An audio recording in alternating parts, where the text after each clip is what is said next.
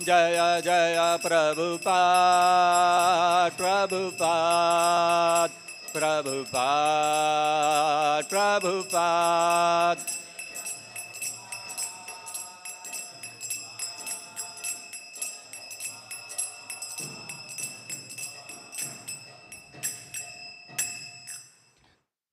Jai Vishnupada Paramahansa Parivrajaka Acharya Ashtottara Shata Shri Srimad His Divine Grace Vishwaguru A.C. Bhaktivedanta Swami Srila Prabhupada Ki Jai. Jai Vishnupada Paramahansa Parivrajaka Acharya Ashtottara Shata Shri Srimad His Divine Grace Srila Bhakti Siddhanta Saraswati Goswami Maharaj Ki Jai. Ananta Koti Vaishnava Vrinda Ki Jai.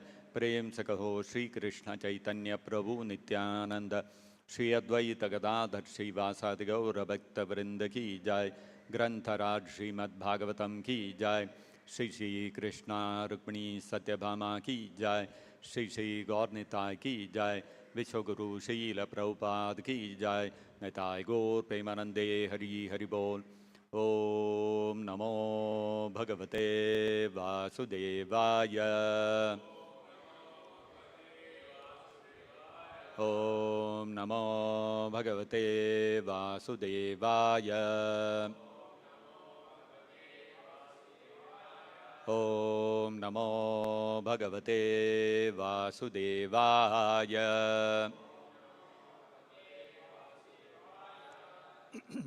Reading from Srimad Bhagavatam, Canto 3, Chapter 26, The Fundamental Principles of Material Nature, verse number 61.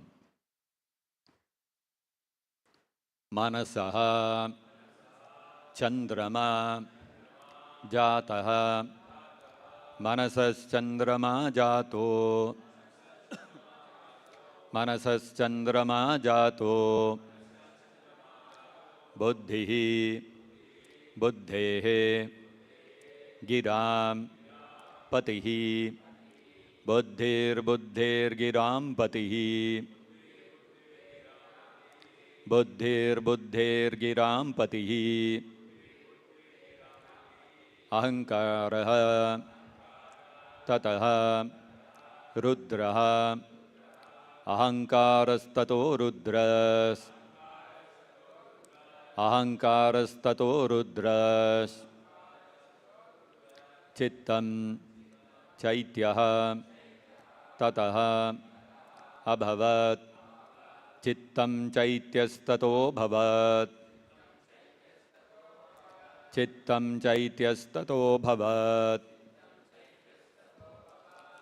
Manasas Chandrama Jato Buddhir Buddhir Giram Patihi Ahankarastato Rudras Chittam Chaityastato Bhavat Manasas Chandrama Jato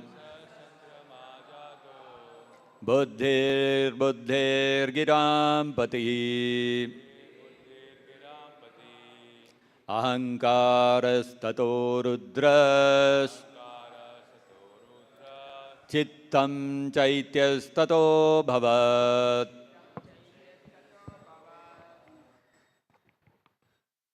Manashaschandrama Jato Buddhir Buddhir Giram Patihi Ahankarastato Rudras Chittam Chaityastato Bhavat Manasachandrama Jato Buddhir Buddhir Giram Patihi Ahankarastato Rudras Chittam Chaityastato Bhavat Manasas Chandrama Jato Buddhir Buddhir Giram Patihi Ahankarastato Rudras Chittam Chaityastato Bhavat Manasaha, from the mind. Chandramaha, the moon. Jataha, appeared. Buddhihi, intelligence. Buddhehe, from intelligence. Girampatihi, the Lord of speech. Brahma, ahaṁkaraha, false ego. Tataha, then. Rudraha, Lord Shiva. Chittam, consciousness. Chaityaha, the deity presiding over consciousness. Tataha, then. Abhavat, appeared. Translation and purport by His Divine Grace, Srila Prabhupada. After the mind, the moon appeared. Intelligence appeared next, and after intelligence, Lord Brahma appeared. Then the false ego appeared, and then Lord Shiva.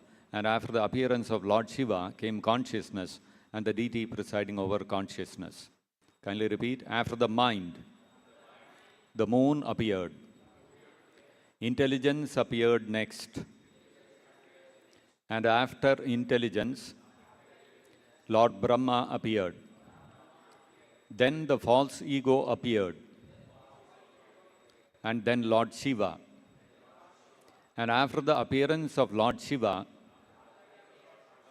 came consciousness and the deity presiding over consciousness. Purport by Srila Prabhupada. The moon appeared after the appearance of the mind, and this indicates that the moon is the presiding deity of the mind. Similarly, Lord Brahma, appearing after intelligence, is the presiding deity of intelligence, and Lord Shiva, who appears after false ego, is the presiding deity of false ego. In other words, it is indicated that the moon god is in the mode of goodness, whereas Lord Brahma is in the mode of passion, and Lord Shiva is in the mode of ignorance. The appearance of consciousness after the appearance of false ego indicates that from the beginning, material consciousness is under the mode of ignorance, and that one therefore has to purify himself by purifying his consciousness. This purificatory process is called Krishna consciousness. As soon as the consciousness is purified, the false ego disappears. Identification of the body with the self is called false identification or false ego. Lord Chaitanya confirms this in his Shikshashtaka. He states that the first result of chanting the Mahamantra, Hare Krishna, is that dirt is cleared from the consciousness or the mirror of the mind, and then at once the blazing fire of material existence is over. The blazing fire of material existence is due to false ego, but as soon as the false ego is removed, one can understand his real identity. At that point, he is actually liberated from the clutches of Maya. As soon as one is freed from the clutches of false ego, his intelligence also becomes purified, and then his mind is always engaged upon the lotus feet of the Supreme Personality of Godhead. The Supreme Personality of Godhead appeared on the full moon day as Gaurachandra, or the spotless transcendental moon. The material moon has spots on it, but on the transcendental moon, Gaurachandra, there are no spots. In order to fix the purified mind in the service of the Supreme Lord, one has to worship the spotless moon, Gaurachandra. Those who are materially passionate, or those who want to exhibit their intelligence for material advancement in life, are generally worshippers of Lord Brahma, and persons who are in the gross ignorance of identifying with the body worship Lord Shiva. Materialists like Hiranyakashipu and Ravana are worshippers of Lord Brahma or Lord Shiva, but Prahlada and other devotees in the service of Krishna consciousness worship the Supreme Lord, the Personality of Godhead. Thus ends the Bhaktivedanta purport.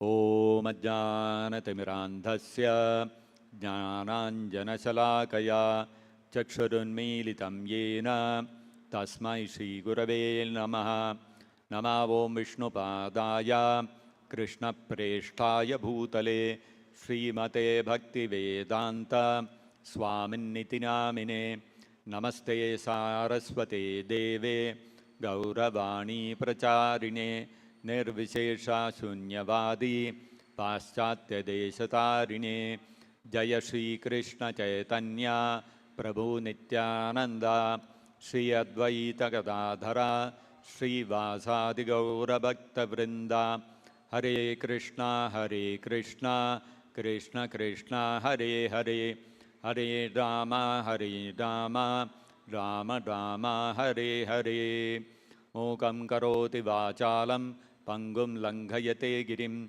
Yat Kripatamaham Vande Shri Gurum Dīnataranam. So, the world is still experiencing the consequences of the war between Iran and the United States. Last week, there was a lot of hope, a lot of optimism, because a peace deal got signed between the United States and Iran. Naturally, people were all very happy. The price of oil came down and the stock market started rallying, and people were all saying, okay, let us hope that the peace will prevail and the economy will be back on the rails and all that. A lot of hopes. And as soon as the peace deal was signed, the Americans, they said, yes, we won the war. And the Iranians said, yes, we won the war. You know, the modern day wars are fought on a technological platform. Missiles, drones, no people on the ground, no feet on the ground. So in such wars, first of all, it gets protracted. And secondly, when the war ends, there is no clear winner. You can see even between India and Pakistan, when Operation Sindoor happened, at the end of Operation Sindoor, India was claiming, yes, we demolished Pakistan. And Pakistan was saying, we fought back and we managed to defend ourselves against the Indian army and such things. So, both parties, they will claim. Iran and US also claimed, both of them claimed. Unfortunately, the peace deal, although both parties have signed, after a few days again, bombing has started. So, US bombed Iran, Iran is now bombing Bahrain, or I don't know what all is going on. So, you can see two parties, they are fighting against each other. I mean, really for what? Nobody knows. They are fighting. And the US is saying, they are Iranians, we have to bomb them, we have to finish them. And the Iranians are saying, you know, they are Americans, they are our enemies, we have to fight back. So two sets of people, they are at loggerheads, they are taking each other's lives. Two countries have gone to war. What is the fundamental basis of this war? I am American, you are Iranian, you are my enemy. I am Iranian, you are American, you are my enemy. This is called false ego. Identifying ourselves with the land where we are born. Mama, this is mine, this country is mine. I am born in Iran, therefore I am an Iranian. And you are born in America, therefore you are my enemy. And somebody is born in America, he is thinking, I am born in this land. This body which I have got of the human being, it's born in this land. Therefore, I am an American. And somebody else has got a human body. And that human body, he took birth in Iran. Therefore, he is my enemy. So we identify ourselves with the body. And when we identify ourselves with the body, this body is me. Ahaṁ. I am this body. Then everything related to the body becomes mine.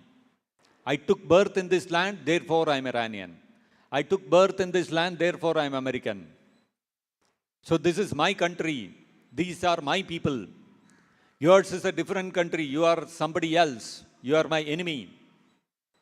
So this whole conception of I and mine is built on the platform of false ego. Why false ego? Because ego means a sense of identity. And when we say false ego, it means we are identifying ourselves with somebody which we are not. We are not the body, but we are identifying ourselves with the body. This is called the false ego. This body is undergoing so many transformations. This body was born at a particular point of time and it will die at a particular point of time. But through all the transformations and the creation and destruction of this body, we continue to exist. So we are independent of this body. So we are occupiers of the body. We are tenants in the body. But we have identified ourselves completely with the body. I am this body. And consequently, whatever is associated with the body, the family in which the body takes birth, the country in which the body takes birth, the religion into which the body takes birth, these all become my family, my country, my religion, etc., etc., etc. Ahaṁ mameti. Janasya mohoyam ahaṁ mameti. This is a great illusion amongst the common mass of people. They have identified themselves with the body, and whatever is associated with the body is mine. So the whole civilization, current day civilization, is built on this platform of false ego, false identification of ourselves, who we are. We don't know who we are. We have identified ourselves with the body, which actually we are not. Now, when we identify ourselves with the body, when we work on the platform of false ego, what happens? Conflicts are bound to happen. There is bound to be your interest, my interest. You have your interest, I have my interest. And because of differing interests, what happens? Disagreements arise. And those disagreements lead to quarrels, fights, and even wars. So whatever problems are going on in the material world today, it is primarily because the civilization is built on the platform of false ego. So, this kind of identification with the false ego is described by Lord Krishna in the Bhagavad-gītā. Lord Krishna gives 3 examples. Lord Krishna says, Dhume navriyate vakhnir yatha adarsho malena cha yatholbena avrito garbhas tatha tenedam avritam. So, our intelligence, our consciousness, our actual identity is covered by our false ego, which gives rise to lusty desires. Lusty desire meaning I want to enjoy. This body is me, therefore whatever the body demands, I have to fulfill it. This is called lust. Now, because we are working on the platform of the false ego, what happens? Our real identity is covered. Our real consciousness is covered. Consciousness is there. I'm aware. I have a sense of identity. All these things are there. All the symptoms of consciousness are there. But that consciousness is covered or it is contaminated. Just like you take rainwater. When it rains from the clouds, the water is pure. But the moment it touches the earth, the water becomes muddy. That means it has become contaminated. Water is still there, but it has become contaminated water. It is no longer transparent. It has taken the color of mud. So, similarly, consciousness is there. But the consciousness has become contaminated by the false ego, because of which we identify ourselves with the body. Now, Krishna says that the degree of covering of our consciousness by the false ego is of 3 stages or 3 types. One is Dhumena avriyate vakhnihi. Vakhni means fire. Dhuma means smoke. So the consciousness is covered by false ego like smoke covers fire. This is one stage of covering of the consciousness or contamination of the consciousness. Now, the second stage is Yathadarsho malenacha, just like dust is covering a mirror. like that the consciousness gets covered in a more deeper way. The consciousness is more contaminated, like the mirror is covered by dust. And third stage, which is a very deep covering of the consciousness, which is a deep contamination of the consciousness, is etholbena avriyate garbhaha. Just like the womb covers the embryo. Śrī Krishna Rukmini Satyabhama ki jai. So, if we look at these three examples that Krishna gives, each one is increasing in the degree of covering. For example, if you take fire covered by smoke, how do you uncover that fire? Simply you blow a little bit of air. In the olden days, when they used to have these chulas, traditional chulas, there were no gas stoves. I remember in my childhood, when I would go to my native place, there it was a small town, so there was no LPG. And my grandmother would cook on a chula, a stove in which you put wood or charcoal, and with that she would cook. She would make sambar, rice, everything. So, sometimes, we have gone to the native place for our summer holidays, so children don't have much to do. The grandmother will come, help me with lighting the stove. So there will be one long pipe, like a flute. We would take that and blow into that, woof, woof, woof. And after a little while, it will be the smoke will be coming out. After a little while, blow 2-3 times, bhag, the fire will come out. So you see, if you want to uncover fire which is covered by smoke, you just blow air a few times, the fire will come out. Very easy, very quickly you can uncover the fire. Now suppose there is a mirror. Yathadarshena yathadarsha malena cha. Adarsha means there is a mirror. Mirror is covered by mala, it is covered by dust. Suppose you go to a house which is very old, or you have some room an attic in which you have kept a mirror and it is there, lying there for several years. Then you go and take up the mirror, it will be covered with dust. Now when that mirror is covered with dust, which is several layers of dust are built up over the years, simply by blowing air, that mirror will not it will not get uncovered. You have to take a cloth, you have to wipe it, then spray a little some soap solution or something, again rub it, wipe it. Little more effort is needed than just blowing air to uncover fire from smoke. So to uncover a mirror which is covered by dust takes more effort and more time. And then the third example Krishna gives, Yatholbena avriyate garbhaha. Garbha, the embryo, ulbena avrataha. It is covered by the womb. Now the embryo which is covered by the womb, if you want to bring the embryo out of the womb and bring it into the light, you cannot do it immediately. You have to wait. 9 months, 10 months, you have to wait. And then when the childbirth happens, only when the child comes out of the womb of the mother, the child will come to light. Otherwise, it is in dense darkness. And you cannot artificially put light into the womb also.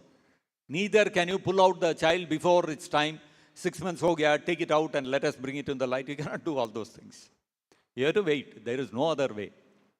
So you see, and the effort involved in childbirth is intense. The pain is intense.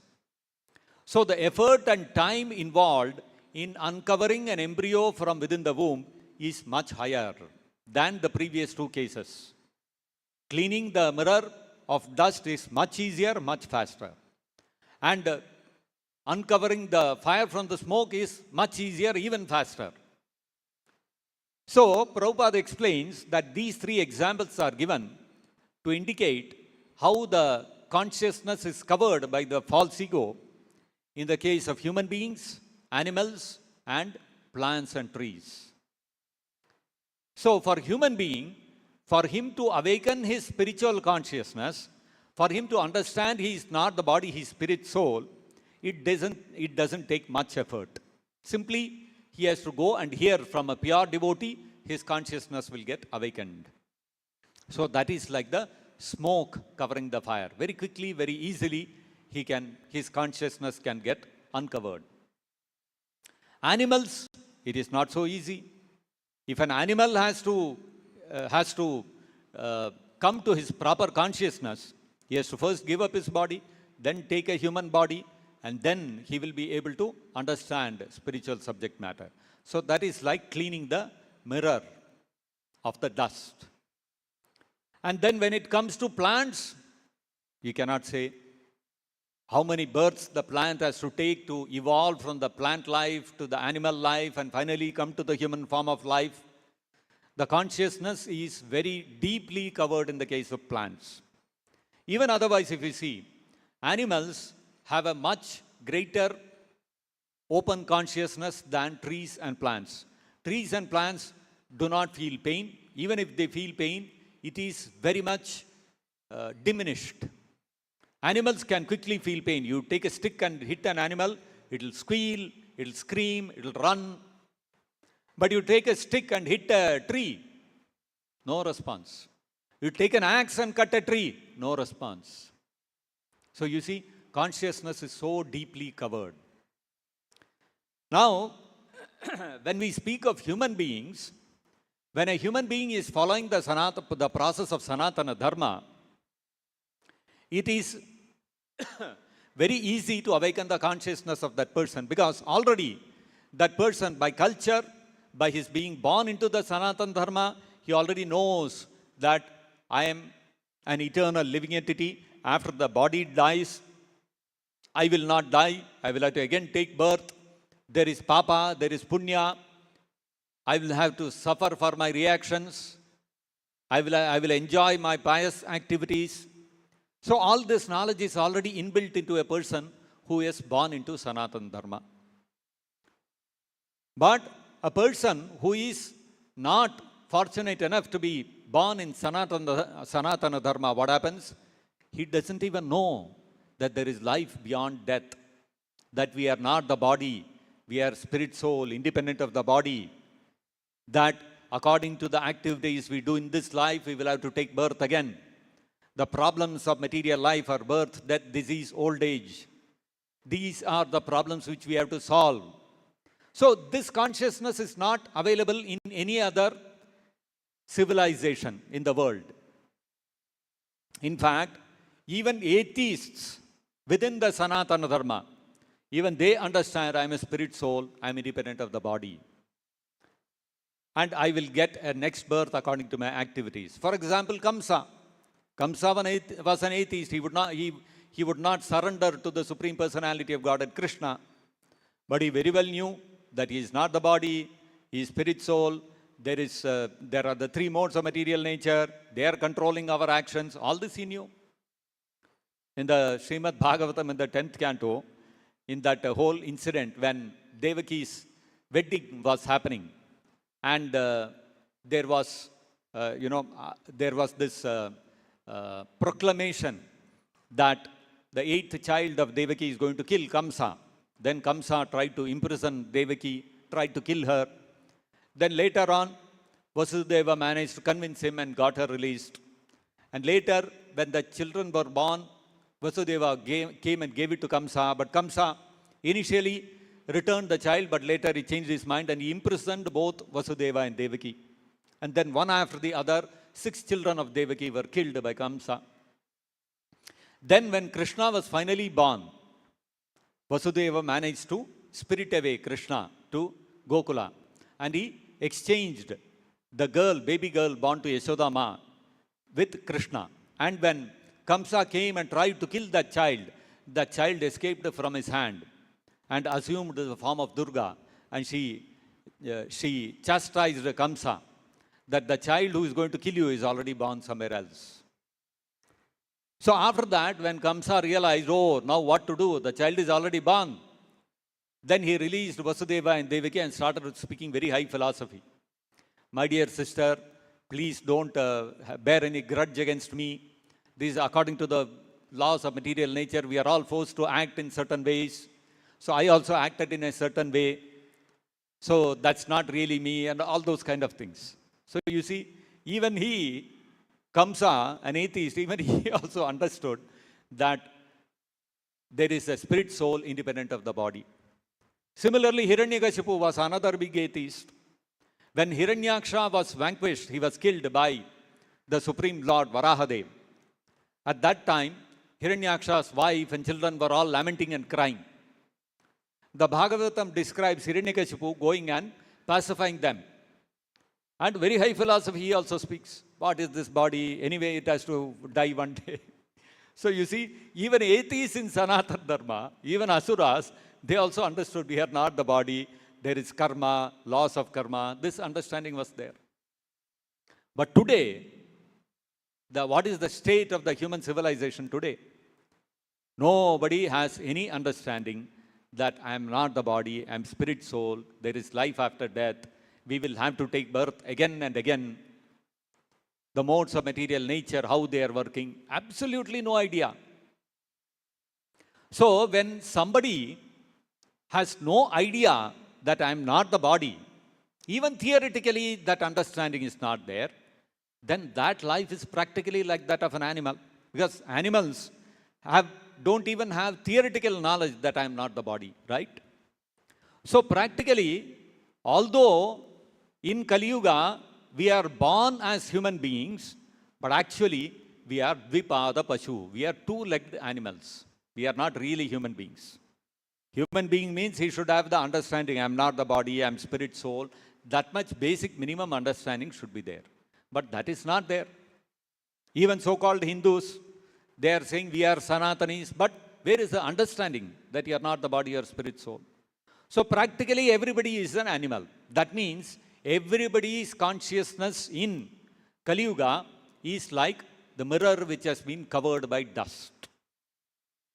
So our consciousness is completely covered by false ego, just like a mirror is covered by dust. So now that consciousness has to be cleaned. It has to be purified of the contamination of false ego. So we have to take a cloth and we have to clean the dust. Then only we will understand we are not the body, we are spirit, soul, we are part and parcel of Krishna. We have to make a solution to the permanent problems of birth, death, disease and old age. So this becomes our primary goal in life. So how to clean the mirror? How to remove the dust from the mirror? So for that, 500 years ago, Chaitanya Mahāprabhu advented. So when Chaitanya Mahāprabhu advented, the Chaitanya Charitamrita, Krishna Das Kaviraj Goswami, he has composed a nice verse about the advent of Lord Chaitanya. So Krishna Das Kaviraj Goswami says, Sarva Sadguna Purnam Tam Phalguna Purnimam Yasyam Śrī Caitanya Avatirnaha Kṛṣṇa Namabhihi. So Krishna Das Kaviraj Goswami says, Sarva Sadguna Purnam Tam Phalguna Purnimam. The Phalguna Purnima, the Purnima which comes in the Phalguna month. Phalguna month is around February, March, that time. So on the Purnima day of Phalguna month, Purnima day means it is the last day of the Phalguna month. So it will be towards middle March or end February, because of the lunar calendar, the dates keep varying. So on the Phalguna Purnima, Krishna Das Kaviraj Goswami is glorifying Phalguna Purnima. Sarva Sadguna Purnam Tam Phalguna Purnima. He is saying Phalguna Purnima is filled with all good qualities.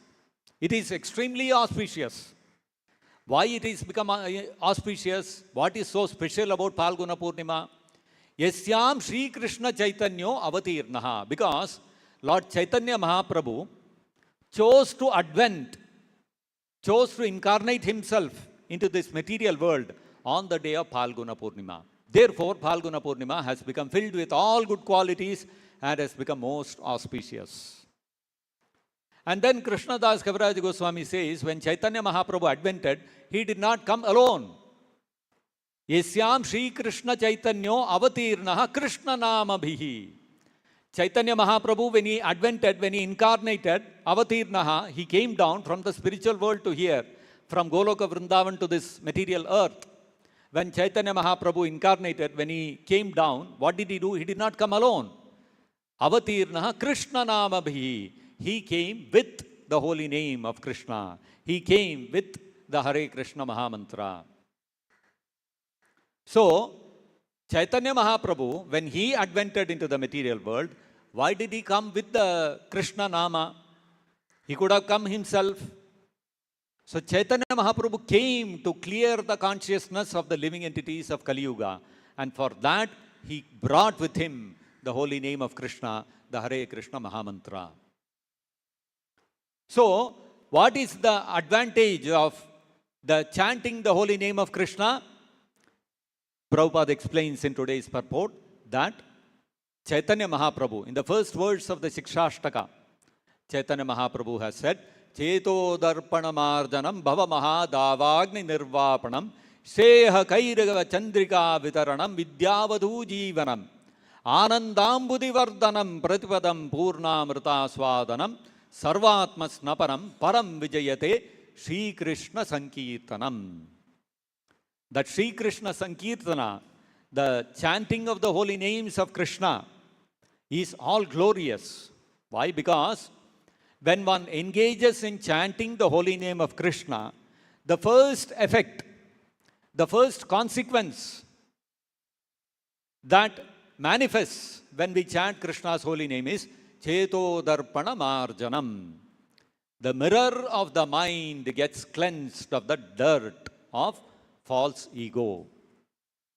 So you see, in Kali Yuga, when people have become so animal-like that their consciousness is covered by false ego, like the mirror is covered by dust, to clear that dust, to clean that dust out of the mirror and to bring out the mirror in its full glory, what is required?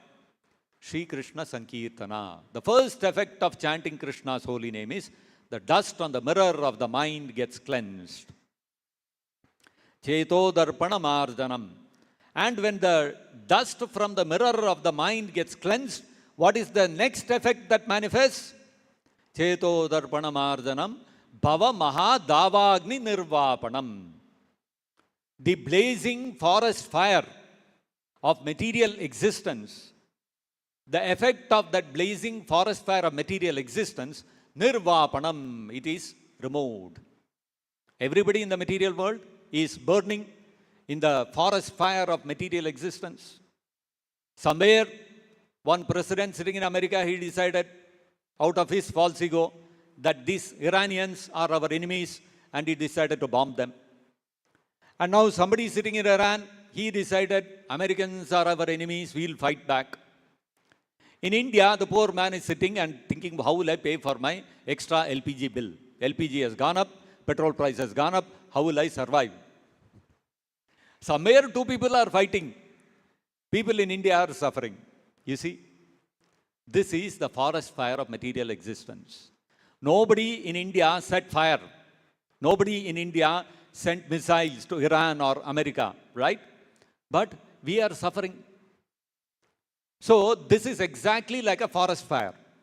Nobody goes to the forest to set fire. Nobody goes purposely, deliberately to set fire in the forest. Forest fire happens because of friction between dry wood when there is excess heat during summer. Automatically, there is friction between the wood, between dried wood or bamboos, and that generates spark, and the spark catches fire and the whole forest starts burning. And when the forest starts burning, what happens? All the snakes, birds, animals, whatever living entities are within the forest, they all get affected.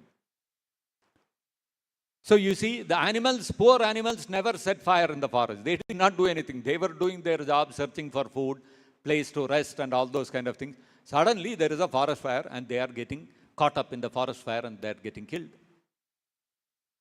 So, although we have not started the war in Iran, but still, we are caught up in that war. We are also having to suffer.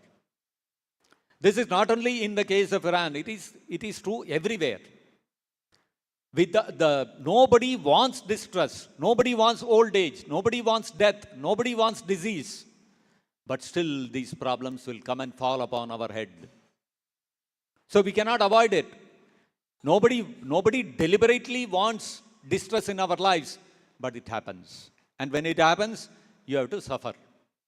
So all of us are burning in that forest fire of material existence. Bhava Maha Davagni Nirvapanam.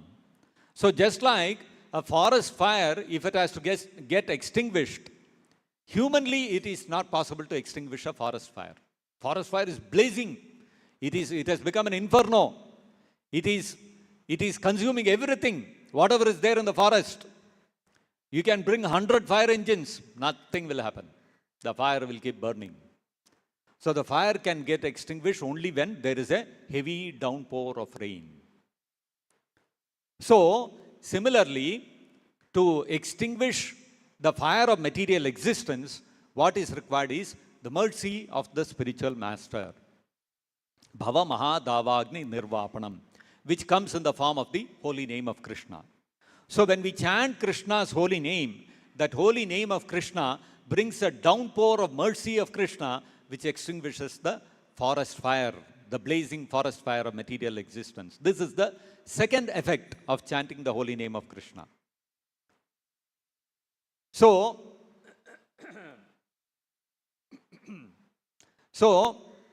Chetodarpanamarjanam Bhava Maha Davagni Nirvapanam Sheyah Kairava Chandrika Vitaranam.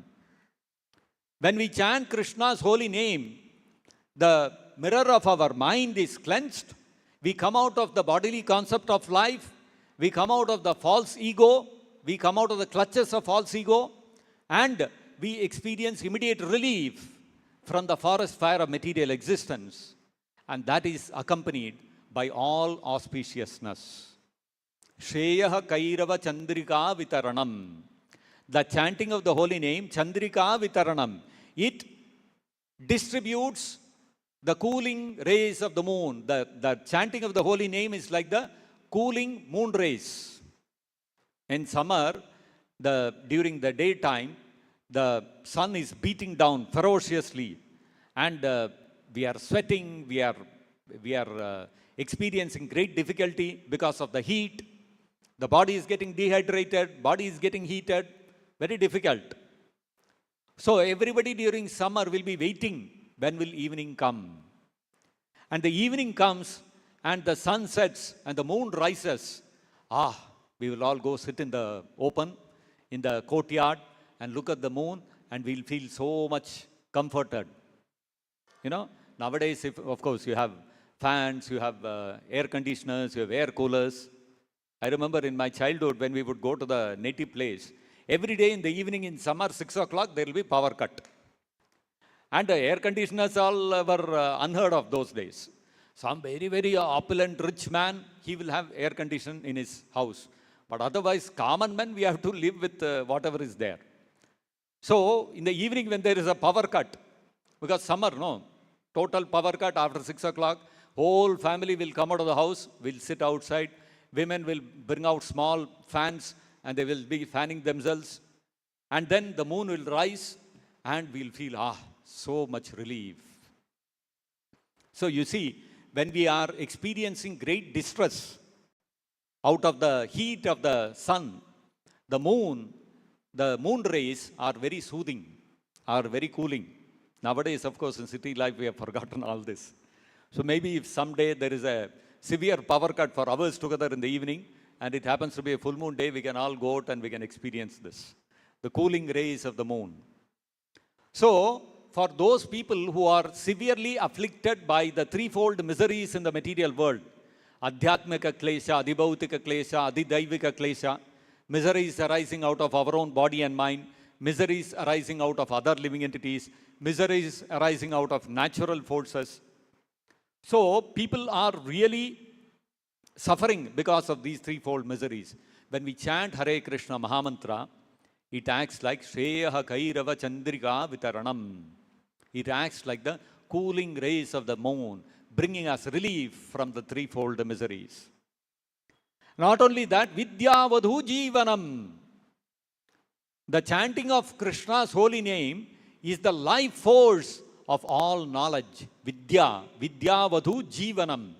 It is the life of all knowledge. Knowledge about I'm not the body, I'm spirit soul, I'm a servant of Krishna, I'm eternally part and parcel of Krishna. The goal of life is to go back to Godhead. We can go to the spiritual world and experience our transcendental relationship with Krishna. Eternally we can become free from birth, death, disease, old age. To know all these things constitutes knowledge. Krishna also says in the Bhagavad-gītā, Janma mrityu jara vyadi dukkha doshanu darshanam. One of the items of knowledge is to be able to perceive that the real problems in life is Janma mrityu jara vyadhi, birth, death, disease and old age. Those who are ignorant, those who are illiterate, they have no understanding that the real problem in life to be solved is birth, death, disease and old age. They don't see these as problems at all. So a person in knowledge is able to perceive that these are the real problems to be solved in life. So when we chant Krishna's holy name, our transcendental eyes get opened and we are able to perceive the knowledge that this material world is a miserable place. This is not the place I am supposed to be. I have to go back to the spiritual world. That is the goal of my life. So the life force of that knowledge that I am a spirit soul, part and parcel of Krishna, I have to go back to Godhead. The life force of that knowledge is what? The life force of that knowledge is Param Vijayate Śrī Krishna Sankirtanam. So as long as we chant Krishna's holy name, we will be able to perceive these problems of material life. The threefold miseries, the miseries of birth, death, disease, old age, the forces of the three modes of material nature, how lust has enslaved us, we'll be able to perceive all this. You stop chanting Hare Krishna, you'll forget all this. You'll again go back to, I am the body, I am enjoying in the material world, sense gratification is the goal of life. You'll again go back to an animal civilization. So, if we have to remain fixed up in the spiritual consciousness, unless we chant Krishna's holy name every day, if we become lax in chanting our rounds, 16 malas of Hare Kṛṣṇa Mahāmantra every day, we will forget who we are, that we are not the body, we are spirit soul. Our knowledge will again get covered. We will again fall into ignorance. So Vidyavadu Jivanam, the life of our spiritual knowledge is what? Is the chanting of the holy name of Krishna. We should never give up the chanting of Krishna's holy name. And not only that, Vidyavadu Jivanam, until now, Chaitanya Mahaprabhu described, you come from negative to zero. You are suffering, suffering, suffering. Now you have come to relief. No more suffering. Right? But it doesn't end there. Anandamudi Vardhanam Pratipadam Purnamrita Swadanam. At every step when you chant Krishna's holy name, you will experience an ever-increasing ocean of bliss. So it's not that just cessation of material distress, that the fire of material life has been extinguished. The influence, the miserable conditions imposed upon us due to the threefold miseries of material nature, we have got relief from that. It does not end there. Nor does it end with knowledge that yes, I am spirit soul, I am not this body. It doesn't end there. You go on chanting, you will come to a stage of Pratipadam Purnamrita Swadanam Anandambudhi Vardhanam. Ananda Ambudhi. Ambudhi means ocean. We have an ocean right here, isn't it? Now you look at the ocean, how much amount of water is there in the ocean? Tons and tons and tons and tons of water.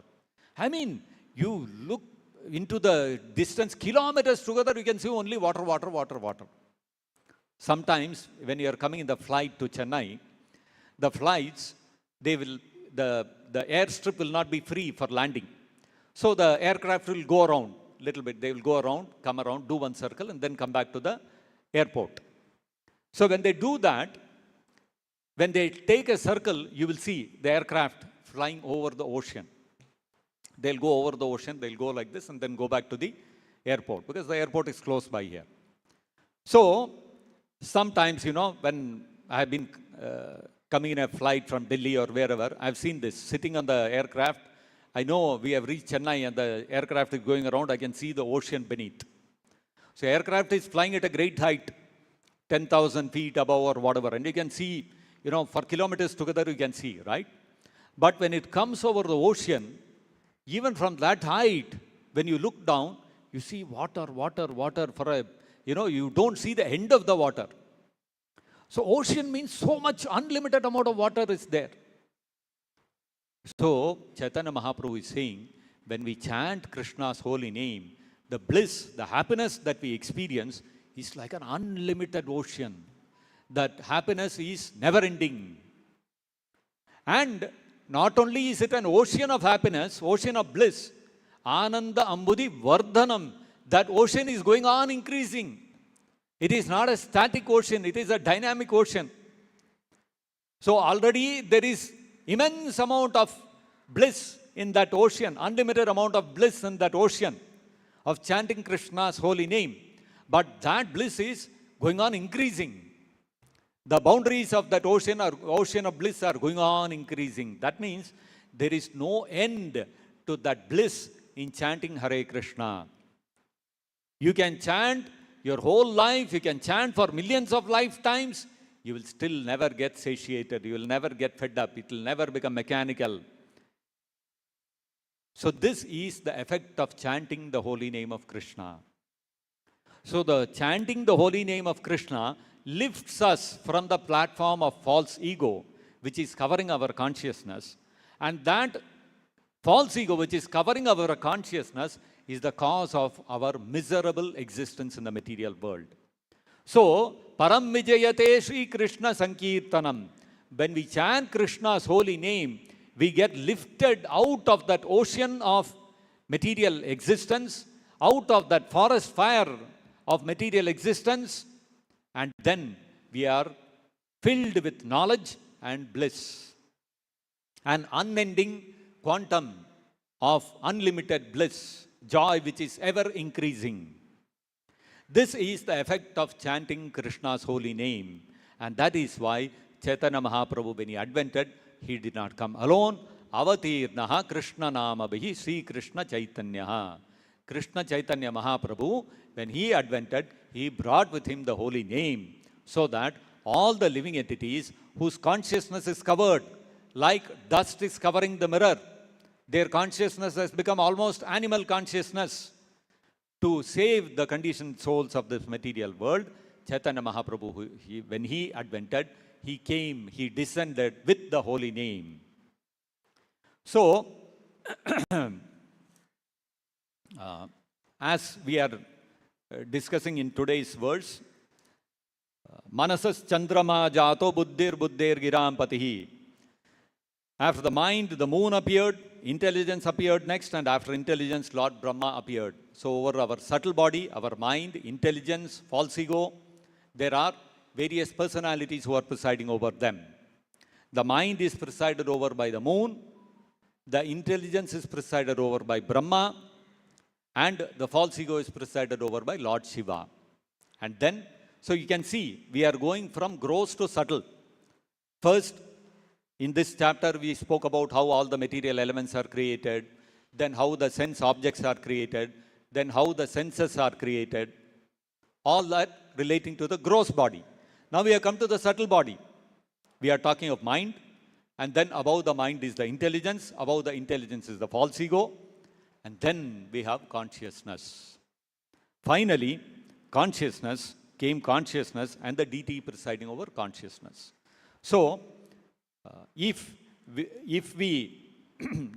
naturally follows that because consciousness is above both the gross and subtle body, if that consciousness is purified by the process of chanting Hare Kṛṣṇa Mahāmantra under the shelter of Chaitanya Mahaprabhu, which is achieved by surrendering unto a pure devotee like Srila Prabhupada and accepting Prabhupada as our Diksha Guru, then what will happen?